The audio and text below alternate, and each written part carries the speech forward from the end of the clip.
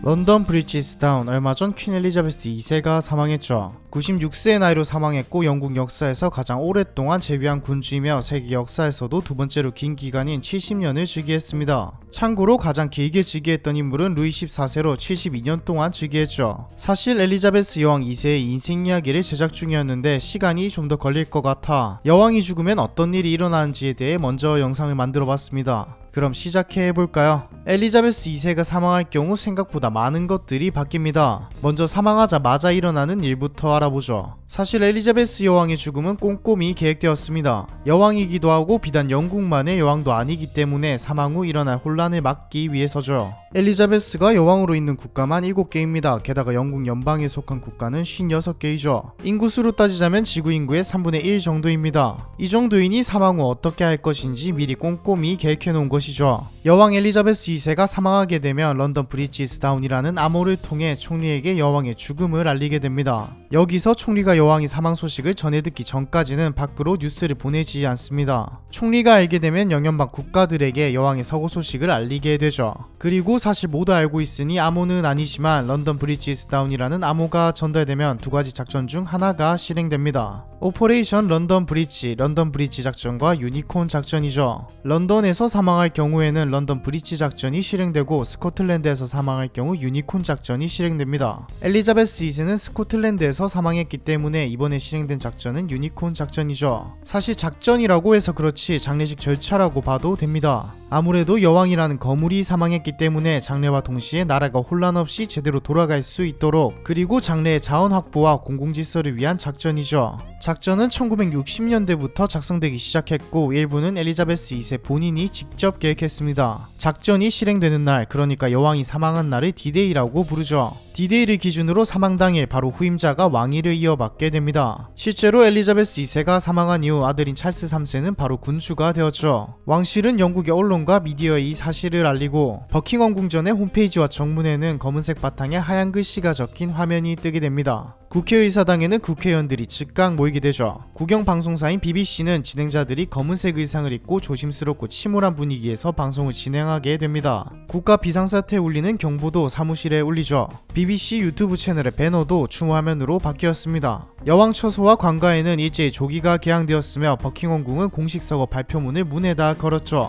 뿐만 아닙니다. 이미 진행 중이거나 취소하기에는 늦은 스포츠 경기들은 추모 시간을 갖고 검은색 완장을 착용해야 하죠. 이외에는 전부 취소해야 하고요. D-Day +1, 여왕이 사망한 다음 날이 되면 약 12일간 영국은 애도의 시간을 갖게 됩니다. 모든 영국의 왕실 직원은 검은색 완장을 착용하게 되고 코미디 프로그램을 포함한 모든 방송 일정이 변경되거나 취소됩니다. 콘서트도 애도 기간이 끝날 때까지 연기되죠. 주식시장도 문을 닫고 학교와 상점들도 애도를 위해 영업을 중단합니다. 그리고 여왕의 장례식이 진행될 장소인 웨스트민스터홀은 문을 닫고 장례식을 준비하죠. 웨스터민스터에 있는 빅벤의 종도 울리고 왕관과 보물도 함께 장식됩니다. 국가도 변경됩니다. 갓 세이브 더 퀸에서 찰스 3세가 왕위를 물려받았기 때문에 갓 세이브 더 킹으로 바뀌죠. 둘째 날에는 찰스 3세가 정식으로 국왕으로 선포됩니다. 그리고 국가에서 여는 장례식과는 따로 왕실의 사람들만 참석하는 장례식이 열리죠. 이건 비공개로 진행됩니다. 3일차에는 딱히 별게 없고 4일차가 되면 엘리자베스 여왕의 관은 장례 행렬을 따라 세인트 자일스 대성당으로 갑니다. 그리고 24시간 동안 스코틀랜드 국민들의 조문을 받게 되죠.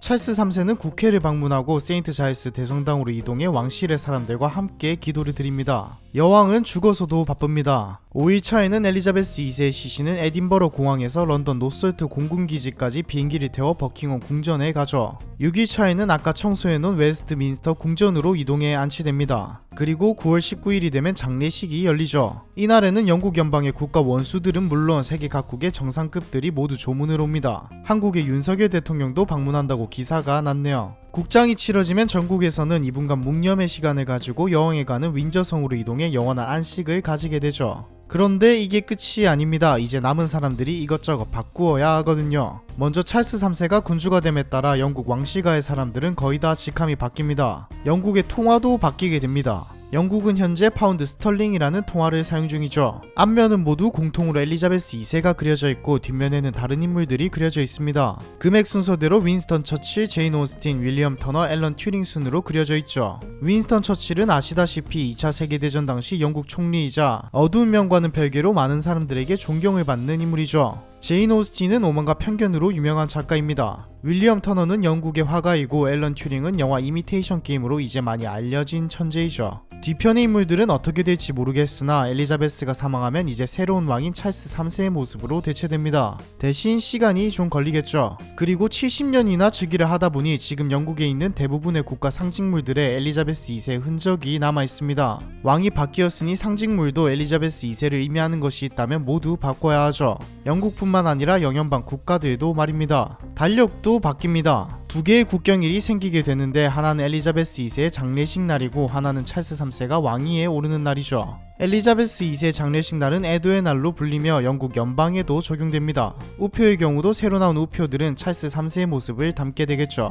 영국에서 주최하는 대회나 영국에서 수상하는 상에 각인되는 것들도 모두 바뀝니다. 엘리자베스 2세 시대에 받은 것을 바꾸지는 않지만 새롭게 수여하는 상이나 메달의 경우에는 찰스 3세의 이름이 들어가게 되죠. 영국 전역에 있는 경찰서와 정부 청사 등에 있는 깃발도 모두 변경됩니다. 또한 영국의 모든 우체통에는 ER2라고 적혀있는데 이것도 모두 CH3로 바뀌겠죠. ER2는 엘리자베스 2세라는 뜻이고 CH3는 찰리 3세라는 뜻입니다. 여권도 새로 발급하게 되는 경우에는 헐 마제스티라고 적힌 부분이 히스 마제스티로 변경되게 됩니다. 그리고 호주의 경우에는 더 이상 영국이 연방이 아닌 공화국이 될 수도 있습니다. 이게 무슨 말이냐면 호주가 더 이상 영국의 군주제를 채택하지 않을 수도 있다는 말이죠. 실제로 호주는 영국의 군주제와 인연을 끊으려고 한 역사가 있기 때문에 더욱 유력합니다. 엘리자베스 2세의 경우 영국 연방의 수장으로 불렸는데 찰스 3세는 너무 늙은 나이에 군주를 달기도 했고 말도 꽤 많은 인물이라 연방의 수장이라는 칭호는 물려받지 못할 가능성이 높죠.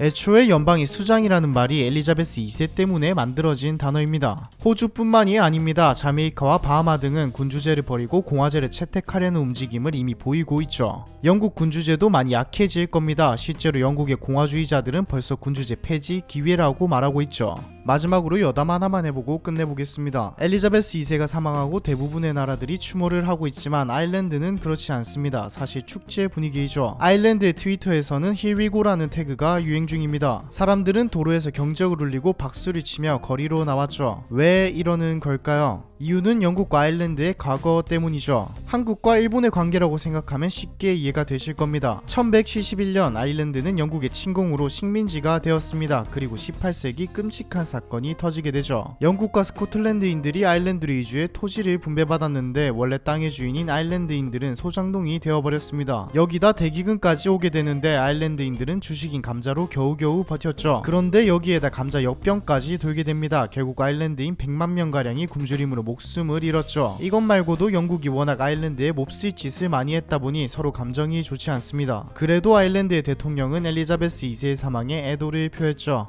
제 삶이 길든 짧든 여러분을 섬기는데 제 일생을 바칠 것을 여러분 앞에 선서합니다. 엘리자베스 2세가 1947년 연설에서 한 말입니다. 엘리자베스 2세가 사망하고 나면 어떤 일이 일어나는지에 대한 이야기, 이번 편은 여기까지입니다. 앞에서 말한 대로 조만간 인생 영상으로 엘리자베스 이야기는 다시 해보도록 하죠.